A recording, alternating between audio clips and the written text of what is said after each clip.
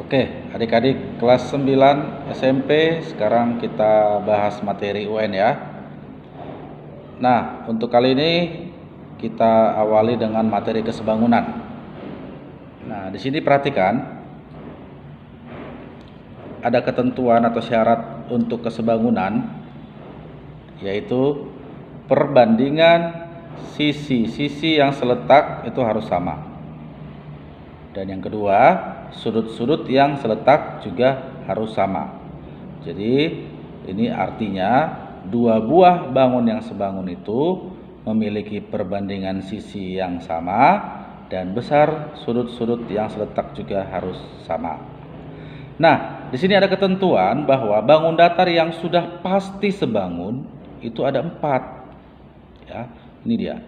Bangun datar yang sudah pasti sebangun itu ada 4, yaitu persegi, segitiga sama sisi, lingkaran, dan segi n beraturan. Maksudnya tahu ini segi n beraturan ini, yaitu bisa segi 5, segi 6, segi 7, yang penting dia beraturan. Nah, itu udah pasti sebangun ya. Jadi kalau ada pertanyaan nanti, tentukan bangun-bangun datar yang sudah pasti sebangun. Ya, inilah keempat bangun datar ini. Dimulai dari persegi, segitiga sama sisi, lingkaran, dan segi n beraturan. Ini segitiga sama sisi ya, kalau sama kaki, terus segitiga siku-siku, apalagi segitiga sembarang tidak sebangun ya, belum pasti sebangun. Oke deh ya. Oke, kita lanjutkan ke rumus-rumus. Ini ada rumus untuk dua segitiga yang sebangun ya.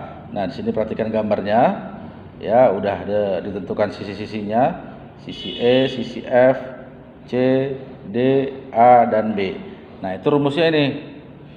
A banding B, berarti A per B sama dengan C berbanding C tambah D, C berbanding C tambah D, sama dengan E berbanding E tambah F, E berbanding E tambah F. Ya, itu dia untuk rumus dua segitiga yang sebangun. Selanjutnya mari kita perhatikan contoh. Yuk kita perhatikan di contoh. Ya, di sini ada sebuah segitiga A, B, C, D, E. Nah, sudah diketahui angka-angkanya atau panjang sisi-sisinya. Sini perhatikan. Ya, kita disuruh menentukan X dan Y. Nah, kalau kita perhatikan untuk menentukan nilai X, kita perlu menggunakan perbandingannya terlebih dahulu ya. Nah, di sini perbandingan CD berbanding CA. Coba perhatikan CD itu yang mana nih? CD berbanding dengan CA. Ya, ingat, jangan salah. CD berbanding CA. Oke, akan sama dengan DE berbanding AB. Nah, ini dia. DE akan berbanding dengan AB. Paham sini perbandingannya, Dek? Oke, kalau gitu kita langsung masukin angka-angkanya. Nah, ini dia ya. Jadi CD itu bernilai X ya, karena kita perhatikan di sini CD bernilai X. Terus CA bernilai X tambah 5. Kenapa demikian? Karena CA itu adalah sepanjang C ke A, yaitu CD ditambah DA, berarti X ditambah 5. Jadi perbandingan CD berbanding CA itu adalah X per X tambah 5. Sama dengan DE berbanding AB. Nah, DE berbanding AB di sini sudah jelas ya, DE-nya 8, AB-nya 12. Berarti DE berbanding AB sama dengan 8 berbanding 12. Nah, selanjutnya kita kalikan silang. Nah, setelah kita kalikan silang dapatlah seperti ini ya. X dikali 12, 12X. Terus X dikali 8 dikali X tambah 5 berarti 8X ditambah 40. Artinya si 8 dikalikan ke X baru si 8 dikalikan juga dengan ke 5. Berarti dapatnya 8X ditambah 40. Nah, selanjutnya kita kelompokkan suku yang sejenis. 12X dengan 8X itu sejenis. Berarti kita kelompokkan dia di sebelah kiri. Hasilnya menjadi 12X dikurang 8X. Kenapa jadi kurang? Karena di sini nilainya positif ya. Pindah dia ruas akan merubah tandanya. Berarti 12X kurang 8X sama dengan 40. Coba hitung 12X dikurang 8X berapa? Oke, nah ini dia udah dapat. 12x dikurang 8x sama dengan 4x ya. Nah, di sebelah kanan tetap 40. Berarti persamaannya menjadi 4x sama dengan 40. Berarti untuk mencari x-nya, ya berarti untuk mencari x-nya 40 dibagi 4. Hasilnya 10. Jadi panjang CD ini, C ke D ini adalah 10. Baik, selanjutnya untuk mencari Y ini adalah EB ya. Maka perbandingannya nanti adalah CE berbanding CB sama dengan DE berbanding AB. Coba yuk kita tuliskan yuk. Nah, ini dia deh perbandingannya. CE berbanding CB sama dengan DE berbanding AB. Nah, yang tadi nih CE berbanding CB ya. Baru sama dengan DE berbanding AB. Nah, kita masukin angkanya. CE bernilai 6. Nah, tuliskan di sini 6 per CB. CB itu sepanjang C ke B ya. Berarti CE ditambah EB. Artinya 6 ditambah Y. Nah, jadi CB itu 6 tambah Y. Sama dengan seperti yang pertama tadi, yaitu DE berbanding AB 8 berbanding 12 atau 8 per 12. Yuk, mari kita kali silang. Nah, setelah kita kali silang ya, yang pertama si 6 tambah Y kita kalikan 8, hasilnya 6 kali 8 48 plus Y dikali 8 8Y. Berarti di sini di ruas kiri 48 ditambah 8Y. Sama dengan untuk ruas kanan yaitu 6 dikali 12 yaitu 72. Nah, kelompokkan yang sejenis. Yang mana yang sejenis ini? Yaitu 72 dengan 48. Nah, 48 lah pindah ke sini ya. Oke, jadi persamaannya 8Y karena tidak ada temannya, dia tinggal sendiri di sini, itu 8Y sama dengan kita kelompokkan si 72 dengan 48. 48-nya pindah dari positif berubah menjadi negatif atau pengurangan. Jadi 8Y sama dengan 72 dikurangin 48. Coba dia dikurangin 72 dikurang 48. Oke, hasilnya 72 dikurang 48 adalah 24. Jadi sekarang persamaannya menjadi 8Y sama dengan 24. Berarti untuk mencari Y sama dengan 24 dibagi 8. Oke, jadi hasilnya 24 dibagi 8 adalah 3. Jadi panjang Y adalah 3 cm. Jadi kalau kita perhatikan di sini, di X tadi hasilnya adalah 10 cm, sementara Y adalah 3 cm. Gimana? Paham ya? Oke, selanjutnya masih dalam ruang lingkup segitiga yang sebangun ya. Proyeksi sisi-sisi pada segitiga siku-siku. Nah, kalau tadi segitiganya sembarang, sekarang kita bahas yang proyeksi sisi-sisi pada segitiga siku-siku. Nah, ini gambarnya deh. Ada segitiga siku-siku, terus dari sudut siku-sikunya ditarik lagi garis ke sisi miring, membentuk sudut siku-siku juga. Jadi dua segitiga siku-sikunya di sini ya. Nah, untuk menentukan perbandingan kesebangunannya, perhatikan kotak di sini. Nah, di sini ada tertulis AC kuadrat sama dengan CD dikali CB. AB kuadrat sama dengan BD dikali BC. AD kuadrat sama dengan BD dikali CD. Coba nanti kakak buat gambarannya ya. Nah, ini dia alur perbandingannya ya. Tadi seperti yang di atas ini tertulis AC kuadrat sama dengan CD kali CB. Nah, ini dipakai oleh metode air mancur. Lah, kenapa dikatakan air mancur? Coba lihat. AC, untuk mencari AC, mana yang AC ini ya. Nah, AC ini kita anggaplah paralonnya atau pipanya. Jadi air mengalir dari A keluar ke C. Jadi kita kasih tanda panahnya seperti ini ya. Jadi air mengalir dari A ya, corongnya atau keluarnya di C, dia akan menuju ke si D dan menuju lagi ke si B. Jadi artinya air yang keluar dari sini itu ya sebagian menuju ke D, sebagian lagi menuju ke B.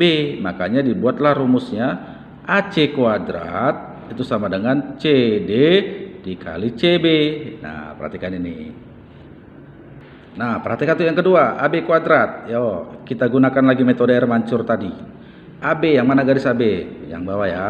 Nah, jadi ini anggap pipanya si AB, air keluar dari A ya menuju ke si B ya, keluar dari mulut pipanya dari B, dia akan menuju sebagian menuju ke D dan sebagian lagi menuju ke C.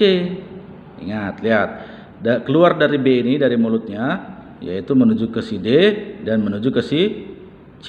Nah, berarti AB kuadrat ini atau pipa AB ini, ya, AB kuadrat ini sama dengan BD dikali BC.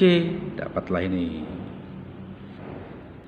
Nah, coba adik-adik analisa. Satu lagi yang AD, untuk mencari AD. AD yang mana itu? Nah, AD itu yang tengah-tengah ini, ya. Jadi airnya keluar menuju ke sana, ya. AD, ya. Air keluar dari batang pipa AD ini, dia keluar dari mulut D, akan menuju ke mana, Dek? Ya, pertama dia menuju, atau sebagian dia menuju ke si C, dan sebagian lagi dia menuju ke si B. Nah, berarti untuk teori matematikanya AD kuadrat sama dengan DC dikali DB. Atau boleh juga dibalik, nggak masalah. AD kuadrat sama dengan DB dikali DC. Nah, dapatlah ini. Paham ya? Coba kita perhatikan contoh deh, soal nomor 6 ini. Perhatikan gambar. Nah, ini tadi sesuai dengan pembahasan kita, yaitu mengenai segitiga siku-siku, ya. Yang menjadi pertanyaan adalah panjang SQ. SQ yang mana di sini? Nah, ini SQ. Di sini udah diketahui SR itu 16, PQR, maunya ini P, ya. Oke, ini kita gantikan P aja ini. PR itu 20, ya. Maka panjang SQ adalah, yuk kita perhatikan. Oke, maka dari soal itu berlakulah rumusnya menjadi PR kuadrat sama dengan RS dikali RQ. Nah, kenapa demikian, Kak? Coba perhatikan di sini, ya. Ini bambunya atau pipanya, ya, PR ini. Nah, maka air akan keluar, ya, dari PR ini menuju ke RS ke Q. Berarti PR kuadrat sama dengan RS dikali RQ. Nah, kita masukin angka-angkanya. PR di situ kan 20. Berarti 20 kuadrat sama dengan RS-nya 16 dikali RQ. RQ nanti belum diketahui, ini mau kita cari, nanti udah dapat RQ baru dapat QS, ya. Oke, saya ulangi lagi, 20 kuadrat sama dengan 16 dikali RQ. Yo, untuk mencari RQ sama dengan, nah ini kita cari dulu kuadrat dari 20. 20 kuadrat itu adalah 400. Nah, jadi 400 sama dengan 16 dikali RQ. Berarti RQ sama dengan 400 dibagi 16. Yuk, sama-sama kita bagi, yuk. Nah, udah dapat ya. Jadi RQ sama dengan 400 dibagi 16, hasilnya adalah 25. Nah, itu RQ ya, 25, ya. Yuk, kita perhatikan sini. RQ itu sepanjang dari sini ke sini 25, sementara R ke S 16. Berarti untuk mencari panjang QS atau SQ, 25 dikurangin 16. Berapa, Dek? Iya, 9. Paham ya? Baiklah, yang selanjutnya, ya, kita bahas, yaitu garis-garis dalam trapesium. Nah, ini juga sering keluar di UN, ya. Garis-garis dalam trapesium. Nah, kalau kita perhatikan ini trapesiumnya, ya, di tengah-tengah ditarik garis, dan yang paling sering itu pertanyaannya itu adalah untuk pertanyaan yang X, ya. Nah, dari gambar ini kita dapatkan formula atau rumusnya seperti ini. Untuk menentukan nilai X-nya sama dengan AM dikali BN per M tambah N. Artinya X sama dengan atas kita kalikan dengan samping bawah, tambah bawah kita kalikan dengan samping atas, ya, dibagi samping, hasil penjumlahan samping. Ngerti, Dek? Nah, jadi kita buat alurnya di sini. X sama dengan A dikali M tambah B kali N per M tambah N, ya. Oke, coba kita buat contoh. Nah, coba kita perhatikan deh contoh ini, ya. Pada gambar di bawah, DC sejajar dengan PQ, sejajar dengan AB. Nah, ini sejajar, ya. Dan AP4. Nah, ini AP4, PD6, PQ19, AB25, DC yang ditanya. Ayo, ya. Coba kita tuliskan ya angka-angkanya ya situ, ya. Nah, ini dia, ya. Sudah saya tuliskan angka-angkanya di gambar. Oke. Nah, pada dasarnya kita sudah tahu rumusnya, yaitu untuk mencari yang tengah-tengah ini, ya. Ya, coba sebutkan lagi deh rumusnya. Ayo. PQ. Ya, ini dia. Sudah kita tuliskan ya.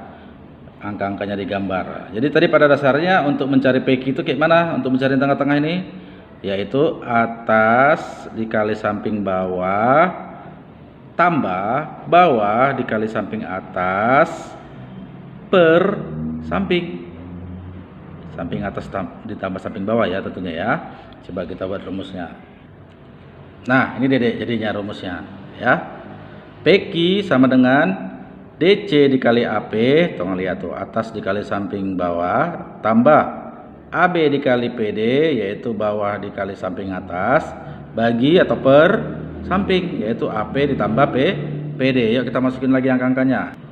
Nah, setelah itu dapatlah ini angka-angkanya. PQ tadi 19 sama dengan DC tidak ada ya, mau dicari ya. DC kali 4 tambah 25 kali 6 bagi 4 tambah 6. Ayo kita lanjutkan lagi. Nah, selanjutnya jadi seperti ini. 19 sama dengan 4DC ditambah 150 bagi 10. Yuk lanjut lagi. Nah, ini dia kelanjutannya ya. Jadi si 19 ini kita kalikan dengan 10 karena dia di bawah ya. Kita pindahkan ke sana jadinya kali. Karena sini bagi. Jadi 19 kali 10 sama dengan 190. Jadi 190 sama dengan 4DC ditambah 150. Nah, kelompokkan yang sejenis. 190 dengan 150 sejenis. Tinggal 4DC di sini ya. Berarti 150 pindah ke sana jadi mengurangi. Nah, ini dia kelanjutannya deh. Ya. Jadi 190 dikurang 150 sama dengan 4DC. Jadi bersisalah 190 dikurang 150 ini 40. 40 sama dengan 4DC. Berarti DC-nya bisa dicari dengan cara 40 dibagi 4 yaitu 10. Nah, kita perhatikan. Jadi jawabannya yang mana untuk panjang DC? 10 yaitu yang C ya.